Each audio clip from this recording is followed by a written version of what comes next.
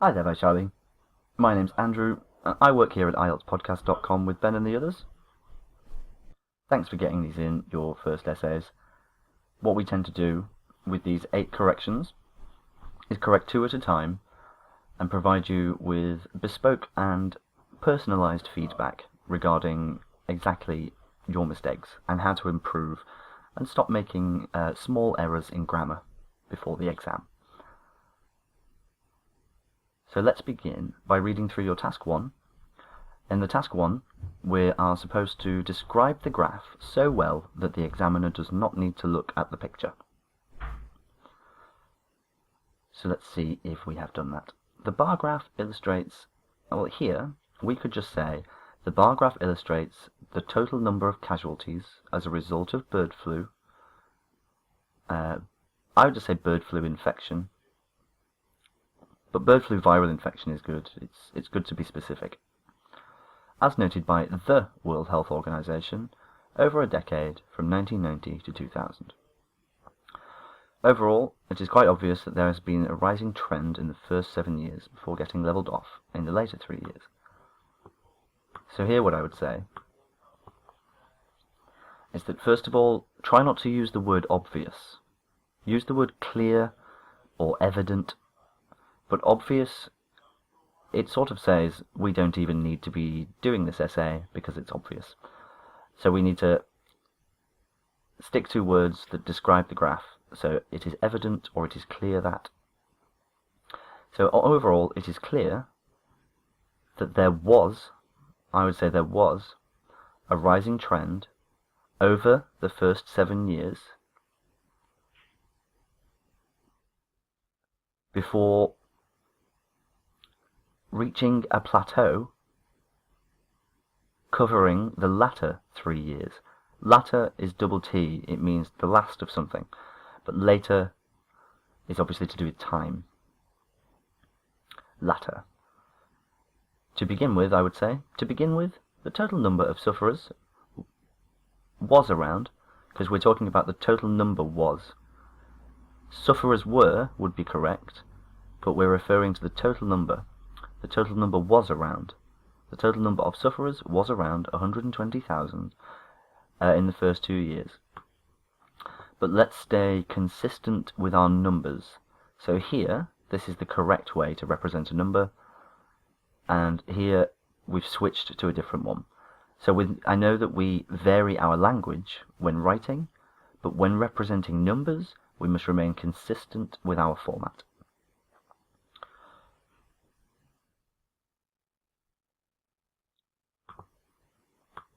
Also, I wouldn't necessarily include this because we've already defined the range. So saying the first 2 years here is enough. The WHO noted that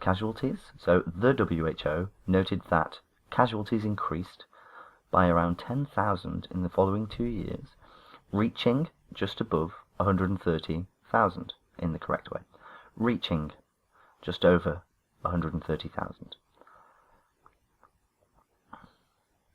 There was a striking rising trend noted from 94 to 97.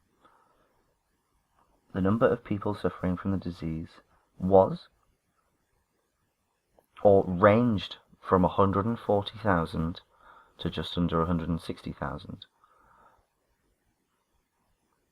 Oh no, are we talking about the rise here? So, okay. So there was a striking rise, I would just say, there was a striking rise between 1994 and 1997, in which the number of people suffering from the disease went from 140,000 all the way up to, or you could just say, from 140,000 to just under 160,000.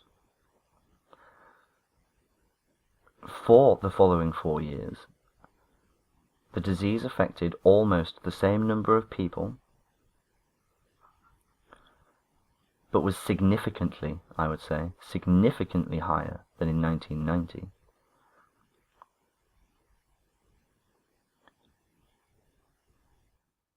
The casualties remained at 170,000 for the final 4 years of the period. except in, I can't remember which one it is, but one of these has a slight dip. So we could say, except in 1990X, in which a slight dip was observed, or a negligible dip. That would be good. But that's overall, you have sequenced your information correctly, you've included all the features, but I would include that small dip as well in the end. So, in the task 2, it's important to remain as detached as possible and not personalize. So let's have a quick look. Yeah, correct there. Use of one instead of you.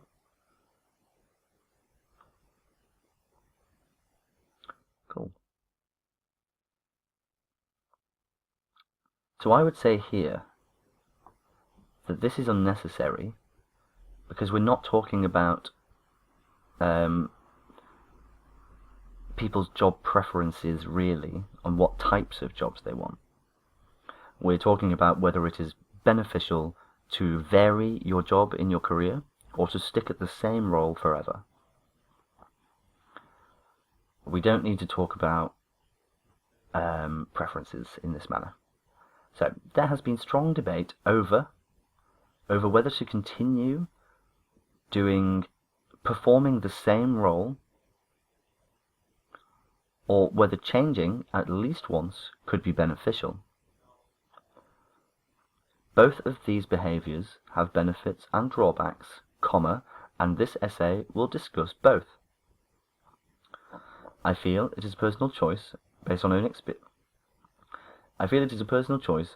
on the experience of the individual to make the right choice. First and foremost, staying with the same employer has many advantages. Good. Employees get a sense of familial and financial stability, which reduces job-related stress. Changing job can be intimidating as it involves great expenses and settling with a family at a new place. If they have a family, though. This may be a single person, this could be a teenager, this could be a widow. So we don't know the status of the person's life. Perseverance not only brings rewards like a pension fund. I would remove this.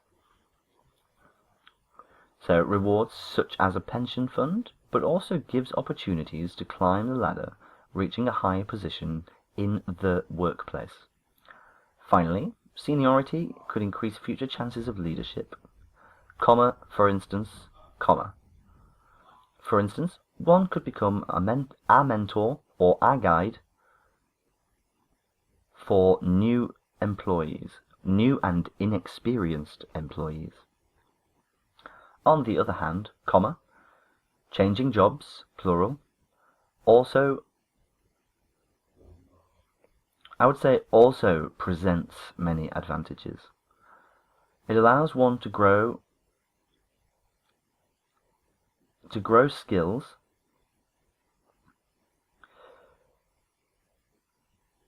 I would say here, it enables one to develop both practical skills and academic abilities, resulting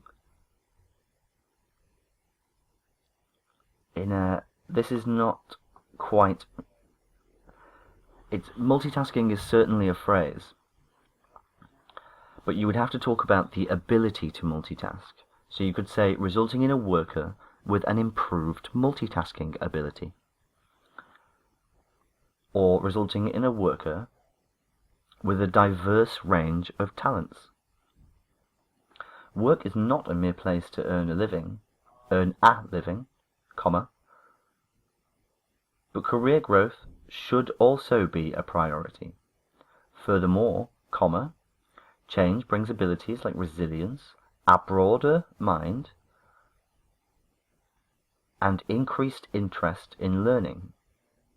For example, joining a new company involves meeting meeting new teammates and working in a new environment away from your own country can bring positive change to the personality. You'd have to be a bit more specific about that. What are the positive changes to personality? Finally, a state of stagnancy which reduces work performance can be avoided by changing job, changing role, or changing position. Let's vary this word slightly. To summarize, I'm of the opinion that to change or to continue the same job is entirely an individual decision, and people should make their own choices depending on their own experience. I agree with you completely. I think it's entirely up to the person. This is really good. I mean, there really aren't that many points for improvement here that I've made.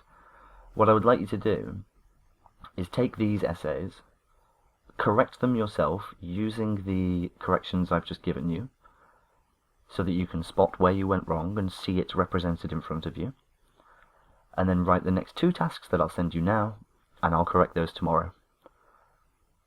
Thanks very much for this, Vaishali. Have a wonderful day, and speak soon. Bye-bye now.